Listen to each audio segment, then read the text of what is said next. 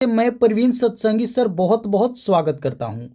दोस्तों, आज की एक और वीडियो क्लास हम लेकर आ गए हैं रेलवे ग्रुप डी 2026 की परीक्षा के लिए अति महत्वपूर्ण समान ज्ञान व समान विज्ञान के प्रश्नों का। जी हां दोस्तों, आज की वीडियो में भी हम लोग देखने वाले हैं जीके जीएस के टॉप मोस्ट इंपॉर्टेंट प्रश्न जो आगामी रेलवे ग्रुप डी की परीक्षा के लिए बहुत ही महत्वपूर्ण होने वाले हैं। तो आप सभी से एक रिक्वेस्ट करूंगा कि इस वीडियो को आप लोग अंत तक जरूर देखें, एक एक प्रश्न को अच्छे से समझें और याद करें। तो चलिए दोस्तों, आज की क्लास वीडियो हम लोग शुरू करते हैं। पहला प्रश्न है, नंदनकानन वन्य जीव अभयारण्य कहां स्थित है? तो आप लोग याद रखेंगे ओडिशा में। ऑप्शन ए इसका सही उत्तर होगा। नंदनकानन वन्य जीव अभयारण्य किस राज्य में है? तो आप लोग याद रखेंगे ओडिशा राज्य में स्थित है। चलिए आगे बढ़ते हैं। अगला प्रश्न है, प्रधानमंत्री जनधन योजना की शुरुआत कब हुई थी? दोस्तों, बतानी है कि प्रधानमंत्री जनधन योजना कब शुरू किया गया था। तो आप लोग याद रखेंगे 28 अगस्त 2014 को। जी हां दोस्तों, ऑप्शन से इस प्रश्न का सही उत्तर होगा। प्रधानमंत्री जनधन योजना कब शुरू किया गया था? तो आप लोग याद रखेंगे 28 अगस्त 2014 ईस्वी को प्रधानमंत्री श्री नरेंद्र मोदी जी के द्वारा दोस्तों इस योजना की शुरुआत हुई थी। आप लोग याद रखेंगे 28 अगस्त 2014 को। चलिए आगे बढ़ते हैं। अगला है, वित्तीय घाटा शब्द भारत सरकार के किस मंत्रालय से संबंधित है? बतानी है दोस्तों कि वित्तीय घाटा भारत सरकार के किस मंत्रालय से संबंधित है यह शब्द। तो आप लोग याद रखेंगे वित्त मंत्रालय से। ऑप्शन ए इसका सही उत्तर होगा। वित्तीय घाटा शब्द भारत सरकार के किस मंत्रालय से संबंधित है? तो आप लोग याद रखेंगे वित्त मंत्रालय से। चलिए आगे बढ़ते हैं। अगला है, परमाणु शब्द की खोज किसने किया था? तो दोस्तों आप लोग याद रखेंगे डेमोक्रेट्स ने। ऑप्शन डी इसका सही उत्तर होगा। परमाणु शब्द की खोज किसने की थी? तो आप लोग याद रखेंगे डेमोक्रेट्स। ऑप्शन डी इस प्रश्न का क्या हो जाएगा? बिल्कुल सही उत्तर हो जाएगा। चलिए आगे बढ़ते हैं। अगला है, भारत के राजस्थान में स्थित एक धार्मिक शहर है, इनमें से कौन सा? बतानी है दोस्तों कि भारत के राजस्थान में स्थित एक धार्मिक शहर है। तो आप लोग याद रखेंगे पुष्कर। ऑप्शन सी इस प्रश्न का बिल्कुल सही उत्तर हो जाएगा। पुष्कर दोस्तों भारत के राजस्थान में स्थित है, जो कि एक धार्मिक शहर है। आप लोग याद रखेंगे। दोस्तों इस प्रश्न से रिलेटेड आप लोग एक और पॉइंट को अच्छे से याद रखेंगे कि राजस्थान में जो स्थित पुष्कर शहर है दोस्तों, यहाँ पे ऊंटों का प्रसिद्ध मेला भी लगता है। आप लोग याद रखेंगे। और यह प्रश्न भी बार बार पूछता है कि ऊंटों का प्रसिद्ध मेला भारत के किस शहर में लगता है, किस राज्य में लगता है? तो राज्य से आप लोग याद रखेंगे राजस्थान और शहर से आप लोग याद रखेंगे पुष्कर। इसका सही उत्तर हो जाएगा ऑप्शन सी। चलिए आगे बढ़ते हैं। अगला है, फास्फोरस को पानी में रखा जाता है ताकि। दोस्तों बतानी है कि फास्फोरस को पानी में क्यों रखा जाता है? तो आप लोग याद रखेंगे आग पकड़ने से बचे। जी हां दोस्तों, ऑप्शन भी इस प्रश्न का सही उत्तर होगा। फास्फोरस को इसलिए पानी में रखा जाता है ताकि दोस्तों यह आग पकड़ने से बचे। ऑप्शन भी इस प्रश्न का क्या हो जाएगा? बिल्कुल सही उत्तर हो जाएगा। चलिए आगे बढ़ते हैं। अगला प्रश्न देखते हैं। अगला प्रश्न है, रिक्सिया निम्नलिखित में से किस श्रेणी के अंतर्गत आता है? दोस्तों बतानी है कि जो रिक्सिया है ये किस कैटेगरी में आता है, किस श्रेणी के अंतर्गत आता है? तो आप लोग याद रखेंगे ब्रायोफाइटा। ऑप्शन ए इस प्रश्न का बिल्कुल सही उत्तर हो जाएगा। दोस्तों इस प्रश्न को आप लोग क्या करेंगे? स्टार मार्क कर लेंगे। दोस्तों बहुत महत्वपूर्ण प्रश्न है रेलवे ग्रुप डी की परीक्षा के पॉइंट ऑफ व्यू से। रिक्सिया दोस्तों किस श्रेणी के अंतर्गत आता है? तो आप लोग याद रखेंगे ब्रायोफाइटा। दोस्तों ब्रायोफाइटा से आप लोग एक और पॉइंट को याद रखेंगे कि ब्रायोफाइटा को पादप जगत का क्या कहा जाता है? उभयचर। आप लोग याद रखेंगे ब्रायोफाइटा को पादप जगत का दोस्तों उभयचर कहा जाता है। जो रिक्सिया होता है वो ब्रायोफाइटा के अंतर्गत ही आता है। तो ऑप्शन ए इस प्रश्न का क्या हो जाएगा? बिल्कुल सही उत्तर हो जाएगा। साथ ही इस पॉइंट को भी आप लोग अच्छे से याद रखेंगे। चलिए आगे बढ़ते हैं। अगला प्रश्न है, राज्यसभा के सदस्यों का कार्यकाल कितने वर्षों का होता है? तो आप लोग याद रखेंगे 6 वर्ष का। ऑप्शन सी इसका सही उत्तर होगा। राज्यसभा के सदस्यों का कार्यकाल दोस्तों 5 वर्ष का ना होकर के 6 वर्ष का होता है। ऑप्शन सी इस प्रश्न का बिल्कुल सही उत्तर हो जाएगा। दोस्तों राज्यसभा से आप लोग एक और पॉइंट को याद रखेंगे कि राज्यसभा को बुजुर्गों का सदन कहा जाता है। किसका सदन कहा जाता है? बुजुर्गों का। और दोस्तों राज्यसभा के जो सदस्य होते हैं इनका कार्यकाल कितने वर्ष का होता है? तो होता है दोस्तों कुल 6 वर्ष का होता है। तो ऑप्शन सी इस प्रश्न का क्या हो जाएगा, बिल्कुल राइट आंसर हो जाएगा। चलिए आगे बढ़ते हैं। अगला प्रश्न है, मनुष्यों में पाए जाने वाला प्लेसेंटा ऊतक द्वारा निम्न में से कौन सा काम किया जाता है। दोस्तों बतानी है कि जो प्लेसेंटा ऊतक है ये क्या काम करता है, क्या कार्य करता है। तो आप लोग याद रखेंगे, भ्रूण से अपशिष्टों को बाहर निकालना और भ्रूण को पोषण प्रदान करना। जी हाँ दोस्तों, ऑप्शन डी इस प्रश्न का क्या हो जाएगा, बिल्कुल सही उत्तर हो जाएगा। भ्रूण से अपशिष्टों को बाहर निकालना और भ्रूण को पोषण प्रदान करना, ये दोस्तों काम किसका है, प्लेसेंटा ऊतक का। तो ऑप्शन डी क्या हो जाएगा, इस प्रश्न का सही उत्तर हो जाएगा। चलिए आगे बढ़ते हैं। अगला है, एक सेल के विस्फोट के बाद कई टुकड़े अलग अलग दिशाओं में उड़ जाते हैं। इस स्थिति में क्या संरक्षित रहता है। दोस्तों प्रश्न कह रहा है कि एक सेल के विस्फोट के बाद उसके जो टुकड़े होते हैं अलग अलग दिशाओं में क्या होते हैं, उड़ जाते हैं, और बताने कि इस स्थिति में क्या संरक्षित रहता है। तो आप लोग याद रखेंगे संवेग। ऑप्शन सी इस प्रश्न का क्या हो जाएगा, बिल्कुल सही उत्तर हो जाएगा। दोस्तों सेल के विस्फोट के बाद जो टुकड़े होते हैं अलग अलग दिशा में उड़ जाते हैं, लेकिन दोस्तों जो संवेग है वो क्या रहता है, एकदम संरक्षित रहता है। तो इस प्रश्न का सही उत्तर क्या हो जाएगा, ऑप्शन सी संवेग हो जाएगा साथियों। चलिए आगे बढ़ते हैं। अगला है, लेंस बनाने के लिए निम्नलिखित में से किसका उपयोग नहीं होता है। दोस्तों बतानी है कि लेंस बनाने के लिए किसका प्रयोग नहीं होता है इनमें से। तो दोस्तों आप लोग याद रखेंगे मिट्टी का। ऑप्शन डी इस प्रश्न का बिल्कुल सही उत्तर होगा। मिट्टी का प्रयोग दोस्तों लेंस बनाने के लिए नहीं किया जाता है। बाकी कांच का प्रयोग होता है, पानी का प्रयोग होता है, प्लास्टिक का प्रयोग होता है, लेकिन दोस्तों मिट्टी का प्रयोग नहीं होता है। तो ऑप्शन डी इस प्रश्न का बिल्कुल सही उत्तर हो जाएगा। आप सभी याद रखेंगे। चलिए आगे बढ़ते हैं। अगले प्रश्न से पहले दोस्तों आप सभी से एक रिक्वेस्ट करूंगा कि अभी तक आप लोगों ने इस वीडियो को एक लाइक नहीं किए हैं, तो दोस्तों आप लोग इस वीडियो को एक लाइक जरूर कर देंगे। साथ ही साथ प्रवीण क्लासेज यूट्यूब चैनल पर आप लोग पहली बार विजिट किए हैं तो दोस्तों इस चैनल को आप लोग जरूर सब्सक्राइब कर लेंगे। और हाँ दोस्तों, इस वीडियो को आप लोग अंत तक जरूर देखेंगे, आगे और भी बहुत ही महत्वपूर्ण सामान्य ज्ञान व सामान्य विज्ञान के प्रश्न होने वाले हैं। तो वीडियो को आप लोग अंत तक जरूर देखिएगा, लाइक कर दीजिएगा और चैनल को सब्सक्राइब भी कर दीजिएगा। तो चलिए अब आगे बढ़ते हैं। अगला है, भारतीय संसद का उच्च सदन किसे कहा जाता है। जी हाँ दोस्तों, अभी हमने इसी वीडियो में पढ़ा भी, भारतीय संसद का उच्च सदन या बुजुर्गों का सदन किसे कहा जाता है, राज्यसभा को।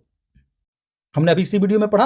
और दोस्तों इनके संसद जो होते हैं, राज्यसभा के जो संसद होते हैं, इनका कार्यकाल होता है 6 वर्षों का। इसी वीडियो में हमने अभी पढ़ा। तो दोनों पॉइंट को आप लोग अच्छे से याद रखेंगे। 6 वर्षों का इनका कार्यकाल होता है और भारतीय संसद का उच्च सदन यह होता है कौन सा, राज्यसभा। तो इस प्रश्न का सही उत्तर क्या हो जाएगा, ऑप्शन ए राज्यसभा। चलिए आगे बढ़ते हैं। अगला है, इनमें से कौन सा लचीला और कोमल है। दोस्तों बताने हैं कि इनमें से कौन सा लचीला भी है और कोमल भी है। तो आप लोग याद रखेंगे तांबा। ऑप्शन बी इसका सही उत्तर होगा। दोस्तों तांबा जो है लचीला भी होता है और कोमल भी होता है, सॉफ्ट भी होता है। आप लोग याद रखेंगे, फ्लेक्सिबल भी होता है और सॉफ्ट भी होता है तांबा, यानी कि कॉपर। चलिए आगे बढ़ते हैं। अगला प्रश्न है, नर जनन कोशिकाओं का उत्पादन में होता है। दोस्तों बतानी है कि जो नर जनन कोशिकाओं का उत्पादन होता है किसमें होता है। तो आप लोग याद रखेंगे वृषण में। ऑप्शन बी इस प्रश्न का बिल्कुल सही उत्तर हो जाएगा। नर जनन कोशिकाओं का उत्पादन कहां होता है, तो वृषण में होता है। ऑप्शन बी इस प्रश्न का बिल्कुल राइट आंसर हो जाएगा। चलिए आगे बढ़ते हैं दोस्तों। अगला प्रश्न है, औपचारिक बैंकिंग प्रणाली के भीतर लोगों को लाने के उद्देश्य से केंद्र सरकार की पहल को कहा जाता है। तो दोस्तों आप लोग याद रखेंगे प्रधानमंत्री जन धन योजना। बहुत ही महत्वपूर्ण प्रश्न। अभी हमने इसी वीडियो में पढ़ा दोस्तों कि प्रधानमंत्री जन धन योजना कब शुरू हुई थी। तो अभी हमने पढ़ा 28 अगस्त 2014 को। आप सभी को याद भी होगा, याद भी कर लिए होंगे। इस योजना की शुरुआत कब हुई थी, 28 अगस्त 2014 ईस्वी को शुरुआत हुई थी। क्या नाम है, प्रधानमंत्री जन धन योजना। इसका क्या दोस्तों उद्देश्य है, औपचारिक बैंकिंग प्रणाली से लोगों को क्या करना, इसको लोगों को जोड़ना। जी हाँ दोस्तों, इसका यही उद्देश्य था। और शुरुआत कब हुई थी, 28 अगस्त 2014 को, प्रधानमंत्री श्री नरेंद्र मोदी जी के द्वारा। तो इस प्रश्न का सही उत्तर क्या हो जाएगा, ऑप्शन डी प्रधानमंत्री जन धन योजना। चलिए अब आगे बढ़ते हैं। अगला प्रश्न है, करेवा जो मिट्टी या गाद का एक प्रकार है किस भारतीय राज्य में पाई जाती है? दोस्तों बतानी है कि करेवा नामक मिट्टी का एक प्रकार है किस भारतीय राज्य में पाई जाती है? तो आप लोग याद रखेंगे जम्मू कश्मीर में। ऑप्शन ए इस प्रश्न का बिल्कुल सही उत्तर हो जाएगा। करेवा जो मिट्टी या गाद का एक प्रकार है किस भारतीय राज्य में पाई जाती है? तो जम्मू कश्मीर में दोस्तों पाई जाती है। चलिए आगे बढ़ते हैं। अगला प्रश्न है, ट्रैफिक सिग्नल को नियंत्रित करने के लिए रोबोट का प्रयोग करने वाला भारत का पहला शहर कौन सा है? दोस्तों बहुत महत्वपूर्ण प्रश्न है और ये क्या है दोस्तों? करंट अफेयर है। बतानी है कि ट्रैफिक सिग्नल को नियंत्रित करने के लिए रोबोट का प्रयोग करने वाला भारत का पहला शहर, तो आप लोग याद रखेंगे इंदौर। ऑप्शन डी इस प्रश्न का बिल्कुल सही उत्तर हो जाएगा। मध्य प्रदेश का दोस्तों शहर है इंदौर, जो कि दोस्तों आए दिन हमेशा दोस्तों ये क्या होता है, स्वच्छ शहर के सूची में टॉप लिस्ट में रहता है इंदौर। इस पॉइंट को भी आप लोग अच्छे से याद रखेंगे। जितने भी दोस्तों टॉप स्वच्छ शहर का दोस्तों जब सूचकांक निकलता है तो इसमें इंदौर शहर हमेशा शीर्ष स्थान पर रहता है। इस पॉइंट को भी आप लोग अच्छे से याद रखेंगे। और ट्रैफिक सिग्नल को नियंत्रित करने के लिए रोबोट का प्रयोग करने वाला भारत का पहला शहर भी यही है। ऑप्शन डी आप लोग याद रखेंगे। मध्य प्रदेश का शहर है इंदौर, आप लोग याद रखेंगे। इस प्रश्न का सही उत्तर क्या होगा? इंदौर। चलिए आगे बढ़ते हैं। अगला प्रश्न है, हमारी आंखों में लेंस का क्या काम होता है? दोस्तों बतानी है कि जो हमारी आंखों में लेंस होते हैं इसका क्या काम होता है? तो आप लोग याद रखेंगे आंख की फोकस दूरी को बदलना। ऑप्शन बी इस प्रश्न का क्या हो जाएगा? बिल्कुल सही उत्तर हो जाएगा। हमारी आंखों में लेंस का जो काम होता है वो होता है आंखों की फोकस दूरी को बदलना। चलिए आगे बढ़ते हैं। अगला प्रश्न है, डेनमार्क की राजधानी कहां है? दोस्तों बतानी है कि डेनमार्क की राजधानी, तो आप लोग याद रखेंगे कोपेनहेगन। ऑप्शन ए इस प्रश्न का बिल्कुल सही उत्तर होगा। डेनमार्क की राजधानी कहां है? तो आप लोग याद रखेंगे कोपेनहेगन। चलिए आगे बढ़ते हैं। अगला प्रश्न है, भारत का सबसे पुराना बांध इनमें से कौन सा है? तो आप लोग याद रखेंगे ग्रैंड अनिकुट कल्लनाई। जी हाँ दोस्तों, कल्लनाई में है ग्रैंड अनिकुट, भारत का सबसे पुराना बांध है। आप लोग याद रखेंगे। ऑप्शन डी इस प्रश्न का क्या हो जाएगा? बिल्कुल राइट आंसर होगा। चलिए आगे बढ़ते हैं। अगला प्रश्न है, लीवर पर वह बिंदु कौन सा है जो अपने स्थान पर स्थिर रहता है? दोस्तों बतानी है कि लीवर का वह कौन सा बिंदु होता है जो अपने स्थान पर क्या रहता है? एकदम स्थिर रहता है, स्टेबल रहता है। तो आप लोग याद रखेंगे फलक्रम। जी हाँ दोस्तों, ऑप्शन सी इस प्रश्न का क्या हो जाएगा? बिल्कुल सही उत्तर हो जाएगा। लीवर पर दोस्तों फलक्रम वह बिंदु है जो अपने स्थान पर क्या रहता है? स्थिर रहता है, स्टेबल रहता है। तो इस प्रश्न का सही उत्तर क्या हो जाएगा? Option C fulcrum. चलिए आगे बढ़ते हैं। अगला प्रश्न है, मोटापे को मापने के लिए निम्नलिखित में से किसका प्रयोग किया जाता है? दोस्तों बतानी है कि मोटापे को मापने के लिए इनमें से किसका प्रयोग किया जाता है? तो आप लोग याद रखेंगे बीएमआई का। जी हाँ दोस्तों, ऑप्शन बी इस प्रश्न का क्या हो जाएगा? बिल्कुल सही उत्तर हो जाएगा। मोटापे को मापने के लिए बीएमआई का प्रयोग किया जाता है। बीएमआई का आप लोग पूर्ण रूप याद रखेंगे बॉडी मास इंडेक्स। जी हाँ दोस्तों, बी से बॉडी, एम से मास और आई से इंडेक्स। और दोस्तों इसी से मोटापे को मापा जाता है बीएमआई। तो ऑप्शन बी क्या हो जाएगा? इस प्रश्न का सही उत्तर हो जाएगा। चलिए आगे बढ़ते हैं। अगला प्रश्न है, AQI से क्या अभिप्राय है? अब दोस्तों बतानी है कि AQI का क्या मतलब होता है, पूर्ण रूप क्या होता है? तो आप लोग याद रखेंगे air quality index. Option B भी इस प्रश्न का सही उत्तर हो जाएगा, air quality index, option B. चलिए आगे बढ़ते हैं। अगला प्रश्न है, निम्नलिखित में से किस प्रकार की मिट्टी न्यूनतम छिद्रयुक्त है? बतानिए दोस्तों कि इनमें से किस प्रकार की जो मिट्टी होती है ये न्यूनतम छिद्रयुक्त होती है? तो आप लोग याद रखेंगे चिकनी मिट्टी यानी कि क्ले सॉइल। ऑप्शन से इस प्रश्न का बिल्कुल सही उत्तर हो जाएगा। चिकनी मिट्टी दोस्तों एकदम न्यूनतम छिद्रयुक्त मिट्टी होती है यानी कि क्ले सॉइल। ऑप्शन सी इस प्रश्न का क्या हो जाएगा? बिल्कुल राइट आंसर हो जाएगा। चलिए आगे बढ़ते हैं। अगला प्रश्न है, चेरी ब्लॉसम उत्सव भारत के किस राज्य में मनाया जाता है? चेरी ब्लॉसम उत्सव, तो आप लोग याद रखेंगे मेघालय में। ऑप्शन ए इस प्रश्न का क्या हो जाएगा? बिल्कुल सही उत्तर हो जाएगा। चेरी ब्लॉसम उत्सव भारत के किस राज्य में मनाया जाता है? तो आप लोग याद रखेंगे मेघालय राज्य में मनाया जाता है। चलिए आगे बढ़ते हैं।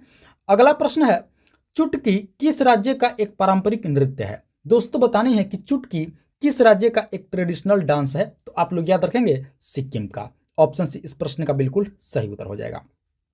चुटकी किस राज्य का एक ट्रेडिशनल डांस है? तो आप लोग याद रखेंगे सिक्किम राज्य का एक पारंपरिक नृत्य है। चलिए आगे बढ़ते हैं। अगला प्रश्न है अखिल भारतीय टेनिस संघ की स्थापना कब हुई थी? दोस्तों बतानी है कि अखिल भारतीय टेनिस संघ इसकी स्थापना किस वर्ष की गई थी? तो आप लोग याद रखेंगे 1920 ईस्वी में। ऑप्शन डी इस प्रश्न का बिल्कुल सही उत्तर होगा। अखिल भारतीय टेनिस संघ की स्थापना कब हुई थी? तो आप लोग याद रखेंगे 1920 ईस्वी में। चलिए आगे बढ़ते हैं। अगला प्रश्न है भारतीय सॉफ्टवेयर उद्योग का जनक किसे कहा जाता है?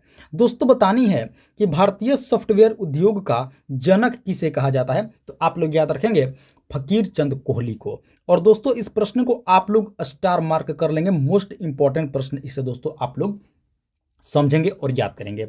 भारतीय सॉफ्टवेयर उद्योग का जनक किसे कहा जाता है? फकीर चंद कोहली को कहा जाता है। ऑप्शन ए इस प्रश्न का बिल्कुल राइट आंसर हो जाएगा। चलिए आगे बढ़ते हैं। अगला प्रश्न है धौलावीरा और लोथल की प्राचीन हड़प्पा सभ्यता की बस्तियां भारत के किस राज्य में स्थित है? जी हाँ दोस्तों, धौलावीरा और लोथल दोनों क्या है? प्राचीन हड़प्पा सभ्यता की बस्तियां हैं। बतानी है कि भारत के किस राज्य में मौजूद है? तो आप लोग याद रखेंगे गुजरात में।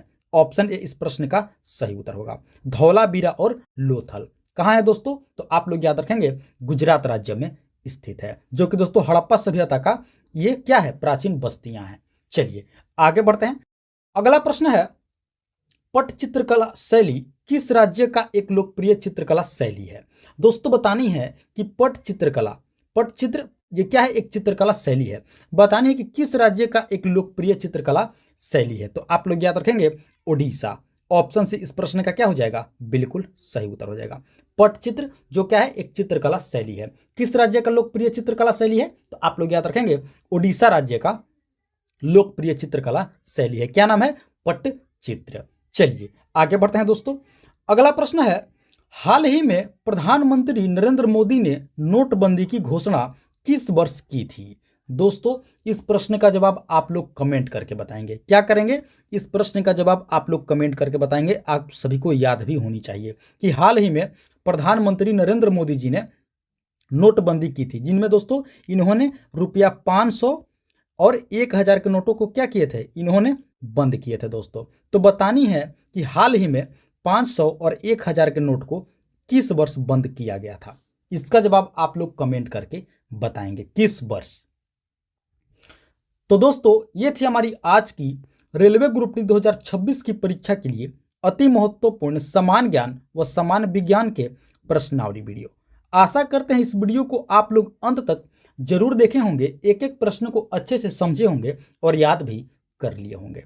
तो आप सभी से एक बार फिर से रिक्वेस्ट करूंगा कि इस वीडियो को आप लोग अभी तक एक लाइक नहीं किए हैं तो दोस्तों आप लोग इस वीडियो को एक लाइक जरूर कर देंगे। साथ ही साथ प्रवीण क्लासेज यूट्यूब चैनल पर आप लोग पहली बार विजिट किए हैं तो दोस्तों इस चैनल को भी आप लोग जरूर सब्सक्राइब करेंगे इसी तरह का महत्वपूर्ण व जेन्युइन प्रश्नावली वीडियो प्रतिदिन देखने के लिए। और हाँ दोस्तों इसका जवाब आप लोग कमेंट करके जरूर बताएंगे। तो इस वीडियो में फिलहाल इतना ही, मिलते हैं एक और मोस्ट इंपॉर्टेंट वीडियो ले करके। तब तक के लिए आप सभी का बहुत बहुत धन्यवाद। जय हिंद दोस्तों।